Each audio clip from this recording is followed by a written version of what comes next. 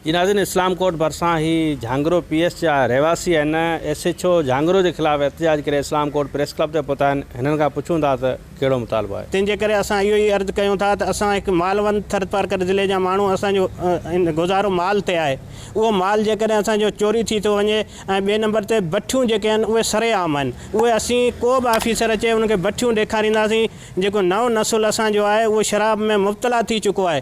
असां अपील कयूं था IG सिंध खां, DIG खां, त असां हज़ारे माण्हुनि जो बयानु जेको आहे सो कराइण जे लाइ तयारु आहियूं। हिन SHO खे मुंतल करे लाइन हाज़ुर कयो वञे त असां ग़रीब जेके आहियूं सुख जो साह खणी सघूं। ASI नारायण भील ऐं मोइन उहो हुननि खां जेको राब्तो कनि था, चोरियूं वग़ैरह सभु हू कराइनि था, हू पैसा वठंदा आहिनि।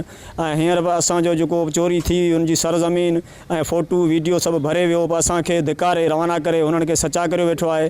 50,000 लख रुपया मंथरियूं वठंदा आहिनि। असांखां न इंसाफ़ी आहे ऐं उनजो असां वटि वीडियो बि भरियलु आहे। असांजो जीअण जंजाल नारायण ऐं SHO करे छॾियो आहे। हिननि खे महिरबानी करे हटाया वञनि, असांजो दाद हक़ी कयो वञे। त चोरनि खे साथ केरु न ॾिए। अगरि चोरनि सां साथ ॾींदो ऐं भठियूं शराबनि जूं हलंदियूं त ईअं नओं नसुल तबाह थींदो ऐं चोरियूं आम ख़ासि वधंदियूं वेंदियूं। अगरि उते माण्हू झांगरे ते वञे थो पीएस ते त उनजी वॾे जी या नंढे जी ॻाल्हि हुनखे ॿुधणी आहे, छो ड्यूटी में हुनजी ड्यूटी आहे, गवर्नमेंट ड्यूटी SP जे तरफ़ां मुक़ररु कयो वञे थो माण्हू मक़सद, त उनखे ईअं उड़ मुड़ करे या कंहिं लालच जे सां उनखे इहो कोन्हे करिणो। ठरो जो भठो जेको इन्हनि जी मार्फत सां हलनि पियो, हिते असांजो जेको जीअण जंजाल करे छॾियो आहे।